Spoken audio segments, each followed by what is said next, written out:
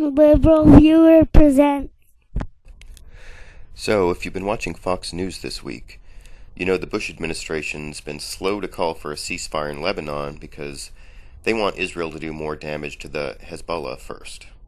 To show what I mean, here are a couple clips from Fox last Monday. In an exclusive interview with Fox's Neil Cavuto, President Bush was asked if there should be more pressure on Israel to stop the fighting. I think there's been a lot of pressure on Israel to stop. But Israel's a sovereign nation, and she will defend herself. What we've got to do is put pressure on the world to help create the conditions so that when there's a ceasefire, it lasts. The world seems to be calling for a ceasefire. The president is not among those willing to pressure Israel to do that. You get the sense that he's not going to budge from that position for now? Yeah, I was catching, Brian, your coverage this week, and particularly right after the Kana attack yesterday, and I know a lot of the experts you were talking to and had on had said almost to a man or woman that it was going to force Israel into an immediate ceasefire. At the very least, the U.S. was going to force the issue. Now, again, this might be a political subterfuge, but I gathered from the president, no way, no way. Israel is still free to disarm, defang, take Hezbollah apart if need be. Wants to cut down, obviously, on the loss of civilian life, as do we all. But I didn't read in anything the president said today, Brian, that he would change that strategy one iota, regardless of what happened. Okay, so if that's the Bush policy, why didn't I hear that from the Bush spokesman I watched the day before on This Week with George Stephanopoulos?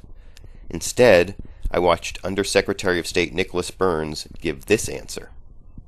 There has been a chorus of criticism from around the world, a chorus of calls joining the Lebanese government, calling for an immediate ceasefire. Jordan's King Abdullah, the Egyptian President Hosni Mubarak, the European Commission, even Pope Benedict has weighed in this morning. Is the pressure becoming so great that the United States and Israel will not be able to withstand these calls? Well, George, we want a ceasefire.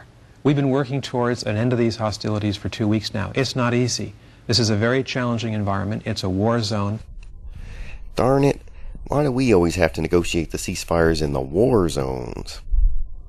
Now, to be fair to Secretary Burns, he did go on to say more about the obstacles to a ceasefire, but that was still pretty vacuous. Unfortunately, though, it wasn't the worst clip from that interview. The worst answer came to a question about the type of international troops that might go into Lebanon to enforce a ceasefire.